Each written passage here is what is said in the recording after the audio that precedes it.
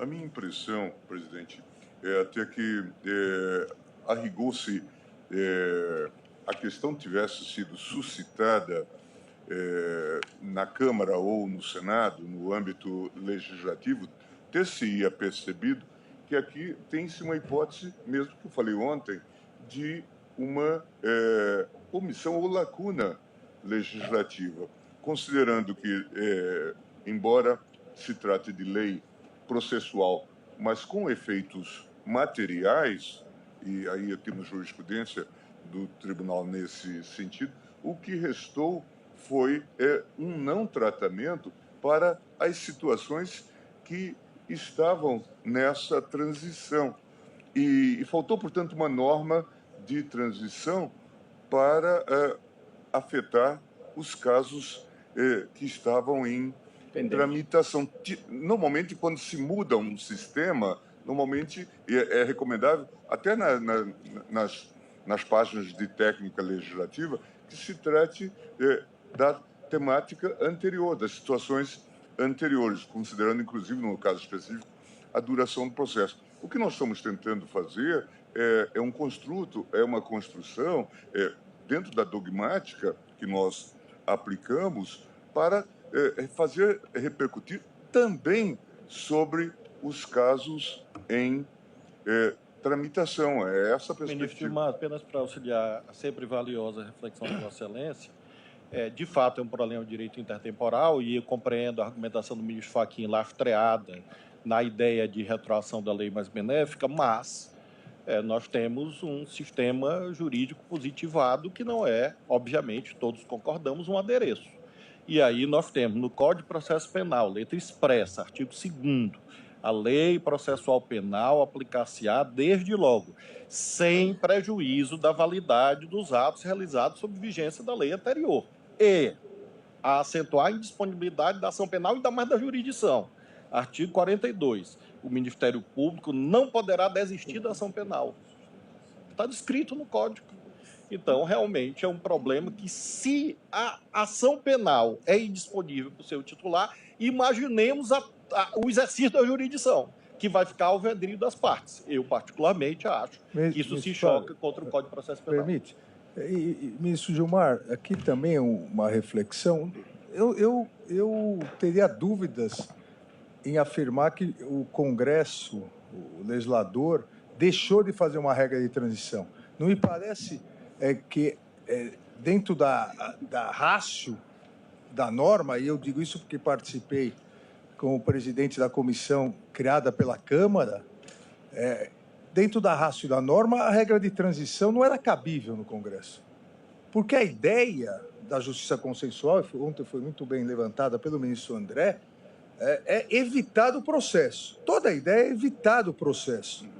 Então, o Congresso criou essa nova hipótese, a partir até, justiça seja feita, de uma resolução que o CNMP tinha editado, mas o próprio Ministério Público não estava aplicando ainda, porque não era texto legal. O Congresso criou para evitar, para dar uma opção àquele acusado de não criar um novo processo, até para diminuir o número de ações penais. Agora, a ideia da justiça consensual, a ratio da justiça consensual, que é evitar o processo, não é substituir um processo que já se iniciou, se encerrou no primeiro grau, teve decisão condenatória, aí, na verdade, não é a ideia nem do plea bargain, que não foi aprovado, havia uma proposta que não foi aprovada, nem do ANPP. E o ministro Flávio trouxe, e essa questão foi muito discutida na turma, o ministro Luiz Fux se recorda, que nós estaremos, se permitir, após a sentença condenatória, nós estaremos possibilitando uma transação das partes em relação a uma prestação jurisdicional já dada e uma pena já aplicada. E ainda mais permitindo que vire uma loteria. Eu vou aguardar a minha sanção, no caso, aguardei a minha sanção para ver se depois eu aceito. Obrigado, ministro Flávio. Obrigado, ministro Gilmar. Ministro aspecto, se Vossa Excelência me permite, o que nós debatemos na primeira turma é que essa colaboração premiada pelo próprio nome é realmente uma lei mais benéfica, é um prêmio, uma delação premiada, é uma lex mission. Então, ela tem de retroagir, não tenha dúvida, e ela tem um aspecto processual e um aspecto material. No aspecto material, ela efetivamente é uma lei melhor e deve retroagir. Sob o ângulo processual, é essa a regra geral. A lei processual se aplica imediatamente aos processos em curso. Agora, há um outro detalhe, é que essa colaboração premiada ela é um meio de obtenção da prova. E a obtenção da prova é uma etapa antecedente à sentença. Não, o caso aqui é de acordo de não persecução penal. Pois é, mas ela não vai beneficiar o réu? E nesse acordo de persecução penal, o que o réu faz? Ele confessa. E o que ocorre? Quando ele confessa, é uma causa de diminuição de pena. E uma causa de diminuição de pena depois da sentença já prolatada, então, além de ser um instrumento de obtenção de prova, que é a confissão, além disso, é uma causa de diminuição de pena. Então, como é que você vai aplicar isso depois da sentença condenatória? Sem prejuízo desse aspecto interdisciplinar, que é a nossa experiência, minha como promotor e juiz criminal, e o próprio ministro Alexandre e o ministro Flávio Dino sabemos que essa possibilidade de uma transação penal depois da condenação pode servir de instrumento até de uma fraude e um atentado à jurisdição. Já houve a sentença condenatória. Então, eu acho que esses aspectos todos vão ser levados em consideração. Seria valioso, presidente, se tivéssemos dados no CNJ ou no CNMP sobre as sentenças penais pré-lei de 2019, que ainda estivessem pendentes de... Não só, ministro Gilmar, as pré-lei, mas as que nesse período também não tiveram NPP. A retroação é mais aguda. Sim. Não é só as pré-lei, né? Como voto ela do ministro... abrange os que estão depois de 19 também. Como voto do ministro Cássio Nunes Marques. Perdão. Ministro Cristiano Zanin. Eu tinha um registro que Vossa Excelência já havia votado, mas Vossa Excelência tem a palavra. Quero cumprimentar Vossa Excelência, cumprimentar os eminentes pares, sou Procurador-Geral da República, advogadas, advogados e todos que nos acompanham. Me parece, senhor presidente, que essa questão não é propriamente uma novidade aqui no plenário. Eu me recordo que, quando houve a edição da lei que instituiu a suspensão condicional do processo, também isso foi discutido no plenário, a questão da retroatividade ou não. Naquela oportunidade, a lei previa que não seria retroativa aos processos já em curso. No entanto, o plenário entendeu de forma diversa, entendeu que retroagiria por se tratar de uma norma mais benéfica. Isso aconteceu na ADI 1719, julgada em 98. Então, me parece uma situação bem similar. Quer dizer, aqui também os processos em curso seriam alcançados, na minha visão, por força do artigo 5º, inciso 40 da Constituição, por se tratar de uma lei processual mais benéfica. A situação me parece muito parecida com aquela já enfrentada na ADI que mencionei. Então, não tenho dúvida sobre a retroatividade desta lei para os casos ainda em trânsito, mas sem a coisa julgada. A questão que se coloca, na minha visão, é se haverá uma limitação ou não para essa retroatividade. Se deixarmos até o trânsito julgado sem um limite, como na primeira oportunidade haver um pedido, evidentemente que pode haver situações em que a pessoa vai aguardar um julgamento no Tribunal de Apelação, um julgamento no STJ, eventualmente, para depois fazer o pedido. E isso seria como guardar na manga, né, uma estratégia para o acordo. Por isso que, na primeira turma, inclusive, eu havia sugerido, propus a tese exatamente como havia proposto originariamente o ministro Gilmar Mendes. Ou seja, retroage para os casos em curso, desde que haja um pedido na primeira oportunidade. Então, essa me parece ainda a solução que atenderia, de um lado, o artigo 5º, inciso 40 da Constituição, e, de outro lado, que poderia evitar que houvesse uma estratégia de guardar, digamos assim, essa possibilidade do acordo para uma decisão desfavorável ou decisões desfavoráveis que fossem sendo emitidas ao longo do processo. Então, a minha posição originária, tanto na turma como eu já havia votado, era no sentido de colocar uma limitação.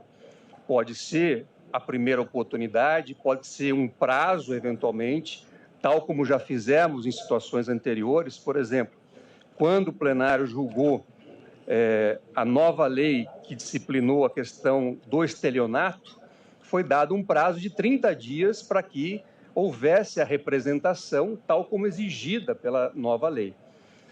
Então, eu pensaria que traria novamente a debate apenas a ideia de se colocar uma limitação dentro desse período até o trânsito em julgado, seja fixando um momento processual, a exemplo da primeira tese que foi apresentada pelo ministro Gilmar Mendes, seja estabelecendo um prazo, para que não houvesse essa situação de uma estratégia, digamos assim, de se aguardar infinitos pronunciamentos judiciais e, se for o último desfavorável, aí sim pedir o acordo de não persecução penal. Ministro Zanin, acho que esse é um ponto muito importante. Quer dizer, nós estamos tentando viabilizar um eventual acordo de não persecução penal em casos que já se encontrassem em andamento, mas não como uma estratégia processual. Isso, acho que todos estamos de acordo aqui. O que Vossa Excelência diz é que depois da nossa decisão, quem quiser recorrer a esta possibilidade do acordo de não persecução penal deverá fazê-lo peticionando nos autos no momento em que o processo estiver, desde que não tenha transitado em julgado. Mas tem que peticionar pela primeira vez depois da nossa decisão. Ou o Ministério Público oferecer. Na verdade, quer dizer, em tese, caberia ao Ministério Público fazer a oferta do acordo. Nesse caso específico, o réu peticionou porque entendeu que era caso do acordo, na forma do artigo 28, mas o Ministério Público não havia oferecido. Tanto é que o eminente ministro Gilmar Mendes está concedendo a ordem para ouvir o Ministério Público sobre a possibilidade ou não de se fazer o acordo de forma justificada. Então, me parece que ou o réu tem que fazer o pedido na primeira oportunidade, ou o Ministério Público tem que oferecer o acordo ou dizer por que não está oferecendo para que haja o controle que foi ontem, inclusive, mencionado pelo ministro André Mendonça. Então, Vossa Excelência não diverge que seja até o trânsito em julgado. Não diverjo. Porém, é preciso peticionar na primeira manifestação, depois da publicação da nossa ata. Eu trago essa reflexão novamente. Me parece muito relevante. Tal como havia, inclusive, proposto o eminente relator originariamente, apenas para que não tenhamos essa situação, ou seja, a pessoa aguardar sucessivas decisões para ver ao final aguardar a sentença se será condenado, para aí pedir o acordo. Acho que essa seria uma utilização indevida, digamos assim, desse benefício que a lei está dando e que, ao meu ver, tem que retroagir para os processos. Eu tenho a impressão, vamos ouvir o ministro Gilmar, que nem ele, nem os que o acompanharam acham que o acordo de não persecução possa ser uma carta na manga ou uma estratégia. Acho que a gente tem que... O espírito sempre foi esse, e agora o ministro Zanin lembrou de vários casos em que o tribunal sempre fez essa aplicação, a despeito, às vezes, de expressa proibição. Exatamente. De retroatividade. Salvo engano, também... Na suspensão condicional do processo, havia uma disposição na lei que dizia que a aplicação seria ex tunc. E aí o tribunal... Ex nunc. Ex nunc, exatamente. E aí o tribunal entendeu que seria aplicável aos processos já em curso. salvo engano, também na discussão sobre juizados especiais criminais, não é? Exato. Essa questão também Foi discutida. Foi colocada. Só para nós entendermos, por exemplo, na prática. Então, até o trânsito julgado, se houver um pedido, isso é obrigatório o oferecimento dessa transação penal. Pedido imediato após a nossa decisão. Não pode ficar esperando. Não sei, Pra mas jogar após tudo. a nossa decisão, suponhamos, após a nossa decisão, há um acordo condenatório do STJ, já depois de 3 instâncias, submetido ainda em embargo de declaração. A decisão não transitou em julgado. Então, teoricamente, caberia um pedido, para esse pedido lá, depois de tramitar o processo até o STJ, o processo criminal leva uns 10 anos, então depois de 10 anos... E o Ministério Público motivadamente negaria se fosse o caso. Exatamente. Me permite, senhor presidente, eminentes pares, acho que todos estamos de acordo que não é para ser uma carta na manga. Exato. A grande preocupação que eu trouxe, e com os devidos cumprimentos, me perdoe a todos, a preocupação que nós temos ter é para resolver algumas situações pendentes, como essas que nós estamos tratando, ao mesmo tempo, só chamar a atenção, não nos esqueçamos disso, de também prevenirmos situações de uso discriminado do Instituto a partir de avaliações não objetivas. Por isso, a consignação que eu fiz de ser um poder-dever do Ministério Público. Penso que, quanto a isso, o ministro Zanin também não tem... Concordo plenamente. Eu acho que tem que ser, se não Acho que é for o isso. caso, tem que ser fundamentada a manifestação do Ministério Público, até para que o juiz possa fazer avaliação sobre esses critérios. Até porque os requisitos são objetivos. São objetivos. Portanto, se não for oferecer o acordo, tem que dizer qual é a razão específica. Exatamente. Eu preciso dizer, já vou, ministro Cássio, só um segundo. Eu passei a ficar muito preocupado com o eventual volume desmesurado que isso possa trazer de sobrecarga para o judiciário. Eu não vejo dessa forma, se me permite, presidente Barroso. Eu estava pensando em fazer um levantamento. Para talvez até contribuir com a reflexão de Vossa Excelência. Eu tenho trabalhado pela desjudicialização, né? E a nossa intenção aqui, pode ter certeza que é essa. Pensemos na seguinte perspectiva, até para, quem sabe, contribuir para a reflexão. Esses processos que estão em andamento vão continuar em andamento e vão continuar soberbando a justiça. Talvez com mais 1, 2 instâncias aí no caminho. A possibilidade de resolução do acordo, na verdade, vai evitar um trâmite permanente perante o judiciário de centenas ou milhares de causas. Ou seja, ok, vai dar um trabalho para o sistema de justiça num primeiro momento para vai criar uma etapa. Né? Vai criar uma etapa, mas que provavelmente vai prevenir uma sequência de processos adiante. Ministro André, eu ainda não chegou o levantamento, mas eu estou pedindo um levantamento dessa questão dos prazos. Do primeiro grau, em média, a ação penal leva 3 anos e meio. Então, nós teríamos ações penais ainda, a lei entrando em vigor, nós teríamos milhares de ações penais em segundo grau. Porque, em média, leva 3 anos e meio. E nenhuma em primeiro. Todas já terão tido sentença, porque a lei é de 2019, 3 anos e meio, de modo que aí a decisão não beneficiaria ninguém. A maioria teria tido sentença, porque isso é uma média. Então, agora, em relação... E logo deve chegar, porque estão procurando exatamente no CNJ. Agora, o que Vossa Excelência disse, ministro André, na vida real, nós vamos criar, se for até o trânsito em julgado, um trabalho gigantesco para pouquíssimos acordos. Quantos acordos o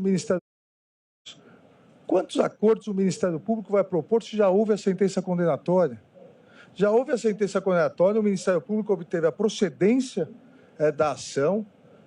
Não há lógica no Ministério Público propor um acordo após a procedência da ação. Ministro Cássio. Rapidamente, cumprimento todos na pessoa do eminente presidente, ministro Barroso, Paulo Gonet, advogados e servidores. Era apenas uma parte, presidente, para pragmatizar. Vossa Excelência está com a palavra para votar. Pois é, eu pedi uma parte para evitar, porque o meu ponto de dúvida é exatamente o que colocou o ministro Zanin. Né? Eu concordo que o acordo possa ser proposto até o trânsito em julgado, porque se a lei processual se abrir com os processos em curso, isso tiraria a oportunidade de todos esses réus que estão com o processo em curso. De um lado, nós teremos que fazer uma limitação temporal. Por quê?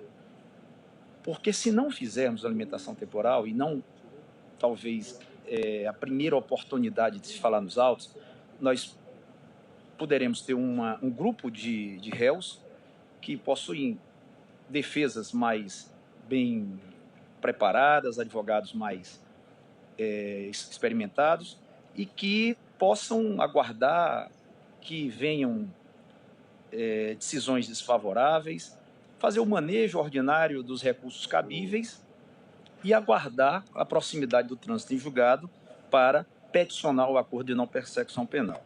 Por outro lado, nós também não podemos descuidar que existe uma população, ou já carcerária ou ainda não, de réus que estão sendo defendidos pela Defensoria Pública, uma grande quantidade que não possui nesse momento sequer defesa.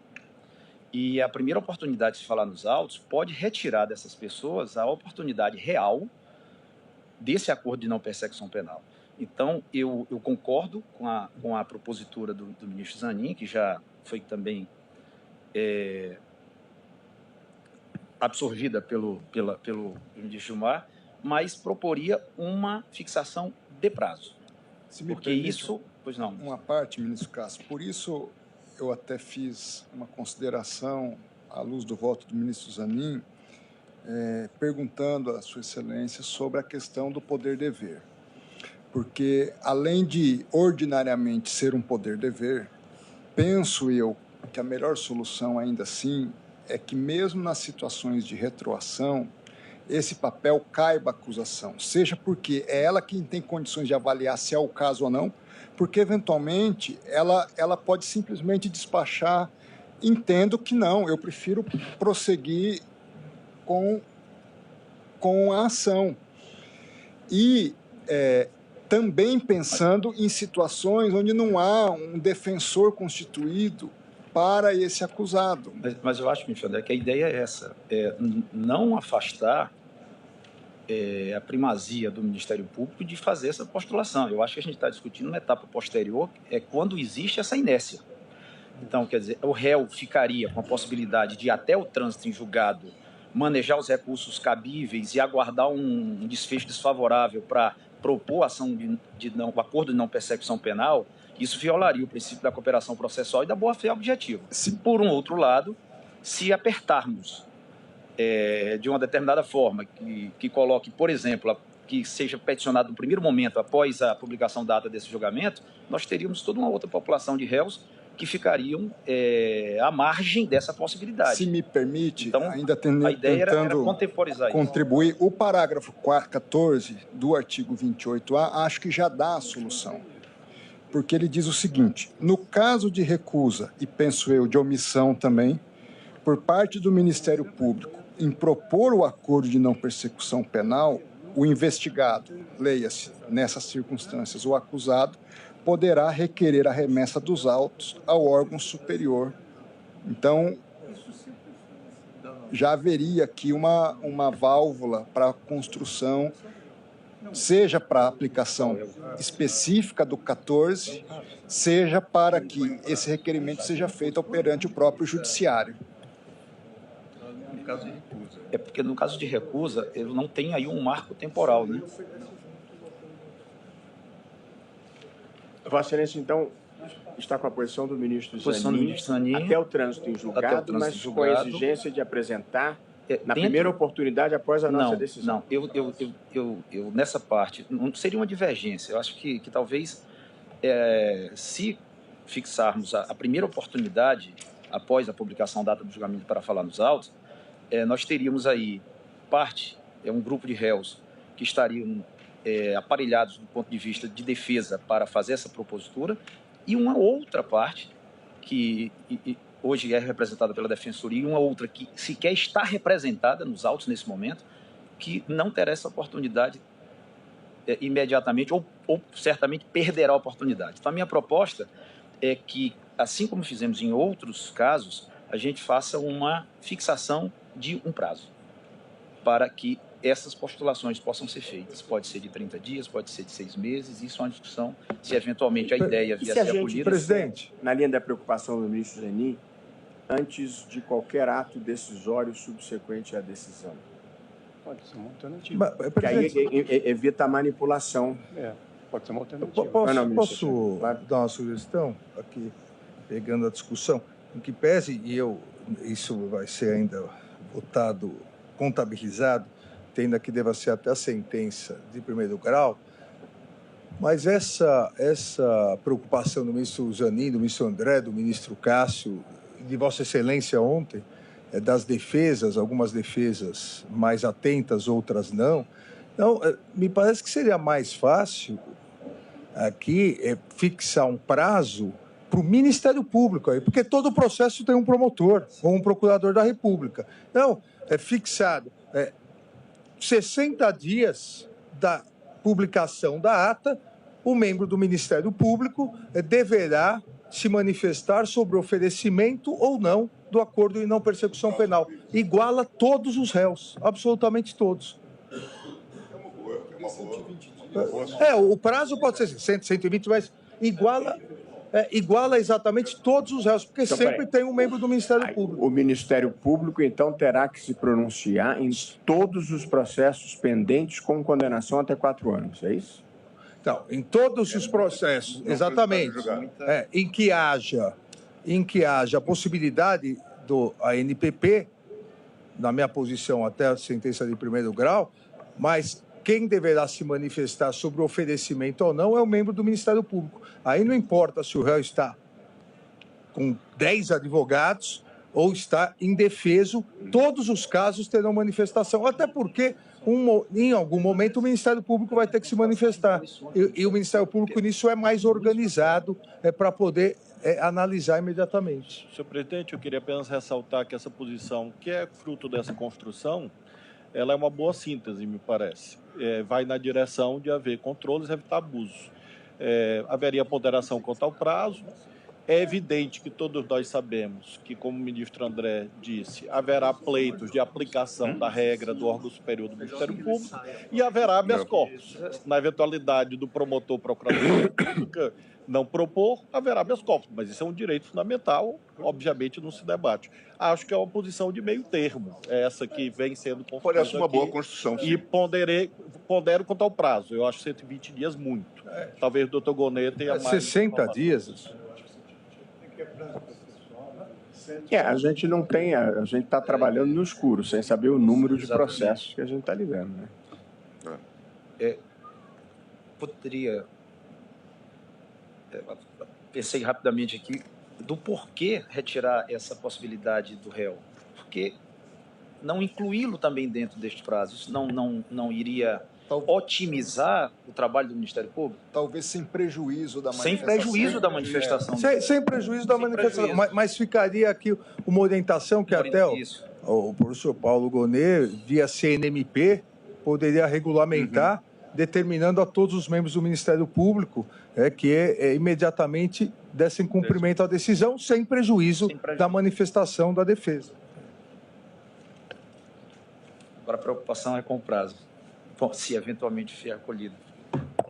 Presidente, posso sugerir que o procurador-geral poderia sugerir o prazo, porque tenha...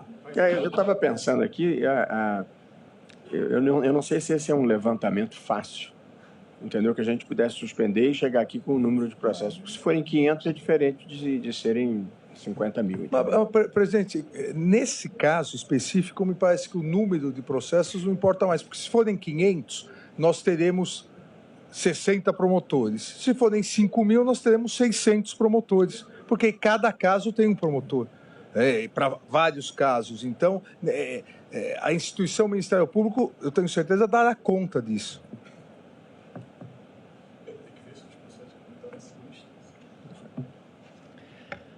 Microfone. Desculpa, só porque, dependendo da decisão, vai ter muito membro do Ministério Público que vai ter que se pronunciar na segunda instância também, né? Na verdade, é que a minha posição é até a primeira detalhe, desse pronunciamento do Ministério Público, pode caber recurso ou habeas corpus. Então, a gente vai produzir uma judicialização, entendeu? Ao passo que, se for requerimento da parte, diminui um pouco o volume e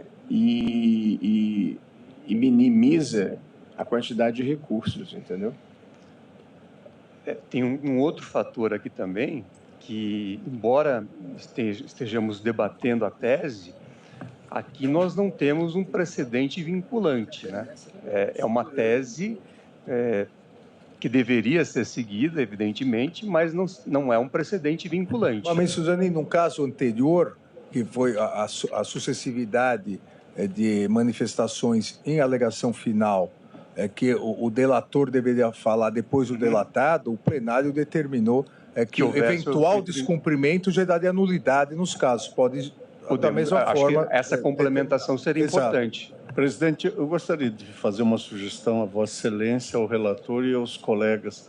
Creio que, tendo em vista as diversas percepções presentes, nós poderíamos hoje decidir o caso concreto e, quem sabe, sob a coordenação do relator, nós poderíamos seguir dialogando sobre a tese e, quando tivéssemos um consenso mínimo, trazer de volta a tese para... Eu achei ótima ideia. E me dá tempo, ministro Gilmar, de tentar fazer um levantamento no CNJ para a gente ter uma avaliação quantitativa. Acho ótima ideia. Todos de acordo? Decidimos o caso concreto e deixamos a tese para quando tivermos mais dados. De acordo. Só para concluir, presidente, deixando a proposta para conclusão do meu voto. Por tudo que eu vi, eu acredito que talvez tenhamos que criar 2 padrões temporais. A fixação de um prazo vai causar certamente um assoberbamento de trabalho para o Ministério Público. Não é fácil. Só se impuser a obrigatoriedade do Ministério Público. Não, é fixação de prazo. A fixação de prazo. Na maioria dos casos, vai ocorrer que ele vai precisar falar nos autos sem ter uma oportunidade natural, ou seja, não foi dado vista, não foi proferida nenhuma decisão, então ele precisa ir de encontro aos autos, fazer uma análise dos requisitos da lei. Isso vai gerar uma demanda e uma complexidade muito grande. Então, talvez aí a minha proposta é manter a manifestação do Ministério Público na primeira oportunidade de falar dos autos. Isso é gradual e parcimonioso. A qualquer momento, na primeira oportunidade, ele já vai compulsar os autos em razão de algum outro incidente processual ou ato decisório, e ali ele se manifesta. E, em relação ao réu, a fixação de um prazo, para não permitir a perpetuação dessa condição para que ele faça isso a qualquer momento. Ministro Cássio, e se não houver oportunidade? Porque se não houver oportunidade, é porque no Tribunal de Apelação e na Corte de Superposição, e nesse Supremo, o Ministério Público fala antes. E ele já deu parecer. Será no momento do julgamento? Apenas uma pergunta prática. É que eu acho que aí cabe ao juiz instar o Ministério Público. Eu acho que é de bom aviso, presidente, a consideração trazida pelo ministro Fachin. Decidimos o caso concreto e fazemos a itemização das teses, inclusive em diálogo também com o Ministério Público. Está ótimo. Vossa Excelência concede a ordem, certo, ministro Cássio? Sim. Ministro Furso concede a ordem no caso concreto? Não concede. Ministra Carmen já votou, não concede. Então, tem a contabilização aí. Proclamo o resultado parcial. O tribunal... Não tem tese. O tribunal, por maioria, concedeu a ordem de habeas corpus para determinar... Vamos lá. O tribunal concedeu a ordem de habeas corpus para determinar a suspensão do processo e de eventual execução da pena até a manifestação motivada do órgão acusatório sobre a viabilidade de proposta do acordo de não persecução penal, conforme os requisitos previstos na legislação. Essa fica sendo a decisão do caso concreto. Isso. e a tese nós fixaremos vencidos os ministros Alexandre de Moraes, Carmen Lúcia, Flávio Dino e Luiz Fux. Ok? E voltaremos oportunamente. Um aspecto que foi mencionado aqui, presidente, sobre a questão de um efeito vinculante de decisões tomadas em habeas corpus, só para que nós possamos refletir. Em outro momento, nós tivemos casos, a questão, por exemplo, do direito à progressão, em que o tribunal deliberou e, afinal, até chegou a fixar uma súmula vinculante, mas fez uma orientação na linha da lei processual para que cada ministro já aplicasse aquele entendimento de maneira individualizada, se fosse o caso. Talvez a gente deva pensar, porque não há nenhuma razão para, em casos julgados pelo pleno, habeas corpus, portanto com maioria, que os efeitos do habeas corpus sejam diferentes, ou venham a ser diferentes, dos efeitos de uma decisão tomada em RE com repercussão geral. Ministro Nós vimos caminhando do HC momentinho, ministro coletivo, né, de nós ofício. vimos, momentinho, ministro Flávio, nós vimos caminhando nessa direção aqui no plenário de um pouco um processo de objetivização das decisões do plenário. É claro que a gente sempre pode utilizar o artifício de transformar em súmula vinculante o que seja decidido em processo que não seja formalmente vinculante. Mas, no fundo, é um atalho possivelmente desnecessário. Eu concordo com a reflexão de decisões do plenário, de um modo geral, serem tratadas como decisão vinculante, inclusive por fins de cabimento de reclamação. Só um minutinho. Presidente, é apenas essa sugestão de dois caminhos. O HC coletivo de ofício, que foi adotado aqui já uma vez, ou súmula vinculante. Sim. Porque não faria sentido um debate tão alongado, tão profundo e não ter efeito vinculante. Para um caso. Para um caso. Tem duas técnicas que viabilizam esse efeito vinculante. Vamos amadurecer isso e eventualmente, que a súmula vinculante, em rigor técnico, pressupõe um conjunto de decisões, entendeu? Mas eu concordo, é uma posição que o ministro Gilmar defende de longa data, que as decisões do plenário, como regra geral, tomadas por maioria, devam ser obrigatoriamente seguidas, como é de regra em quase todos os países do mundo. Uma decisão da Suprema Corte firma uma tese a ser seguida pelos outros tribunais. Pois não, ministro? Eu trouxe essa questão, mas concordo com o que foi exposto pelo ministro Gilmar Mendes. Parece-me aqui que é um caso de objetivação, efetivamente, do caso concreto, e a consequência deve ser um efeito vinculante. Talvez seja o caso de explicitarmos isso para que não haja nenhuma dúvida. Ou transforma em súmula vinculante diante da potencialidade de renovação sucessiva dos litígios. Tudo na vida é interpretável. Muito bem. Fica proclamado, então, provisoriamente o resultado e nós vamos seguir para o processo seguinte. Quero proclamar o resultado. Os ministros todos já se manifestaram e, por 10 votos, a ministra Carmen Lúcia foi reconduzida ao Tribunal Superior Eleitoral, onde permanecerá como sua presidente e estará presidindo as eleições agora de 2024.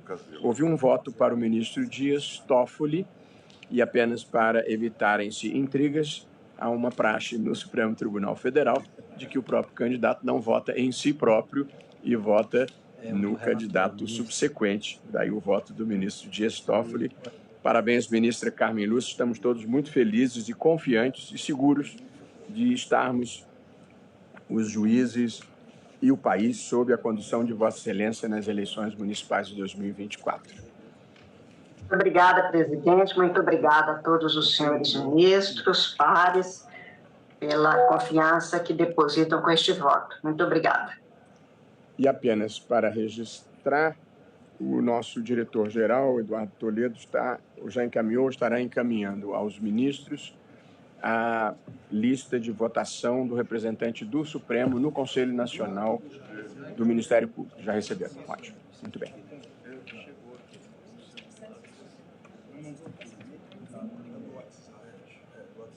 Eu sou relator? Eu já votei.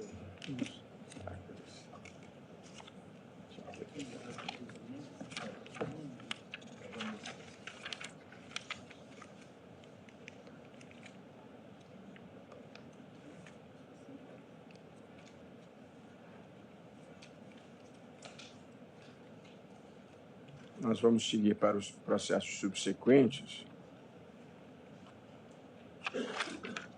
Chamo para julgamento o recurso extraordinário 979742, procedente do Amazonas, da minha relatoria, sendo recorrente à União Federal, recorridos os municípios de Manaus e Eli de Paula Souza.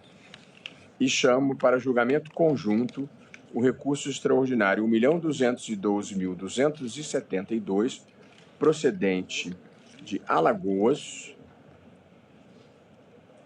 da relatoria do ministro Gilmar Mendes,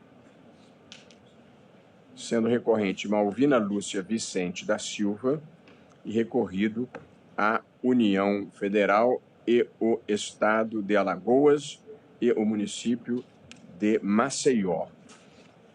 Eu vou fazer um breve relatório. O julgamento vai ser conjunto, ministro, mas eu vou fazer um breve relatório, Vossa Excelência faz na sequência. Aqui é um recurso extraordinário com repercussão geral, em que se discute o exercício do direito à liberdade, se o direito à liberdade religiosa justifica a imposição do custeio pelo poder público de tratamento de saúde compatível com as convicções do paciente.